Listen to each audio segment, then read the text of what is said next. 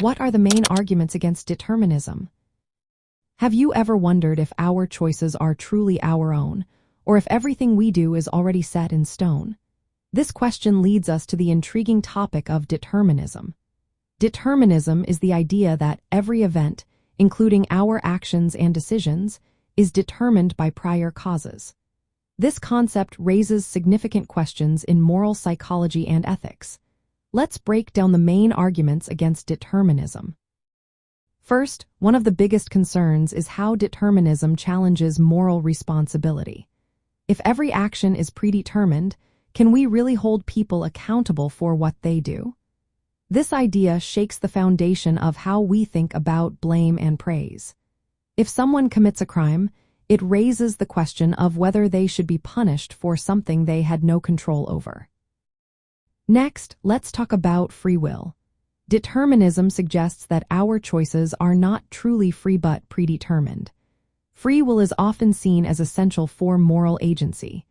It allows us to make decisions based on our desires and intentions. Without free will, it becomes hard to justify why we should hold individuals responsible for their actions.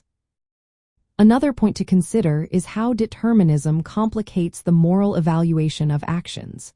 For example, if a person commits a terrible act, determinism implies they had no choice in the matter. This leads to ethical dilemmas about whether it is fair to punish someone for actions they could not control. Some philosophers argue against determinism by proposing compatibilism. This view suggests that free will and determinism can coexist. Compatibilists believe that free will is not about being free from all prior causes but about acting according to one's own desires and intentions.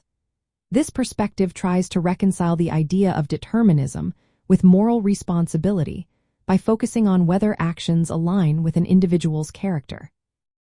Finally, the implications of rejecting determinism can influence how society approaches punishment and rehabilitation. If we view individuals as having free will, punishment may focus more on retribution and deterrence. However, if actions are seen as predetermined, the focus might shift toward rehabilitation and prevention.